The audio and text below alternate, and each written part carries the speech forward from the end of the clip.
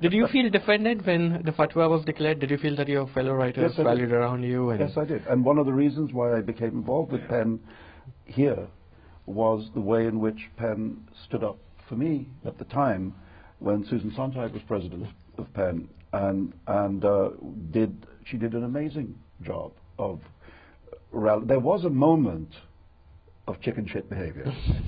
Care to name names? Yeah, you know, the names are a bit sad. Yes. You know, Arthur Miller, Norman Mailer. You don't want to hear that about those people, both of whom are friends of mine. You know? I know from a lot of American journalists have said to me that on February the 14th, 1989, it was surprising how many major American novelists were suddenly unavailable on the phone.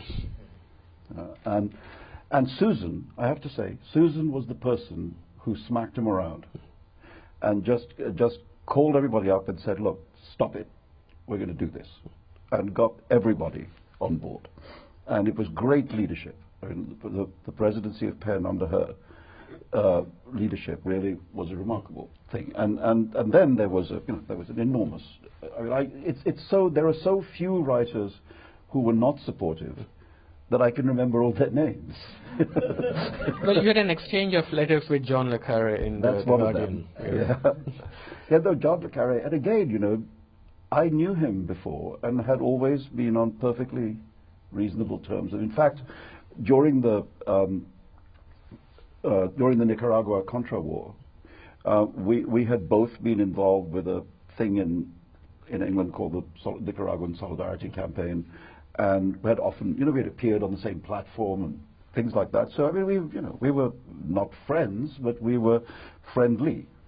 Then I made a mistake of reviewing one of his books that I didn't care for. That'll do it. The Russia House.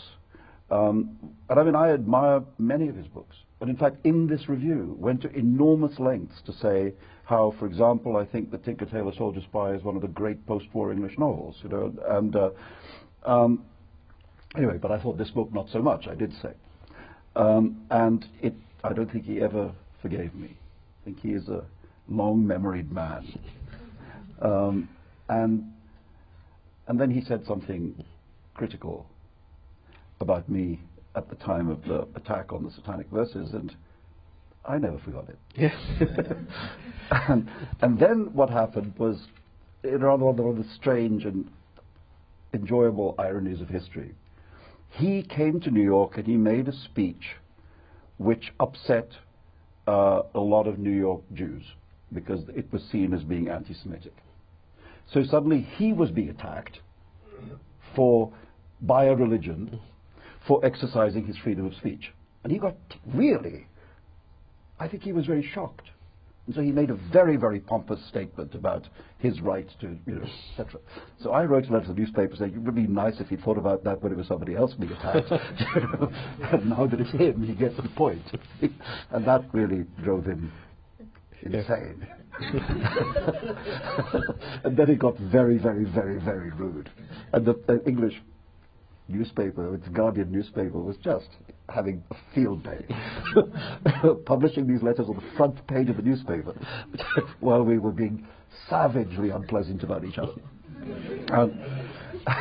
And that went on for a week, and then we both got bored of it and stopped. Right.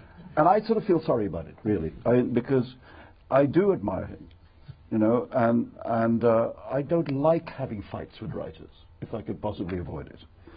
And I think he sort of, I mean, there was an interview I saw with him a year or so ago in which he admitted that maybe he'd been wrong. But he said this, only le Carre could say the following thing. He said, if I was wrong for the right reasons. The art of the apology. I think that's as close as you get to sorry, I think, but that was enough. I think it's fine, let it go, but it was, you know, it was fun.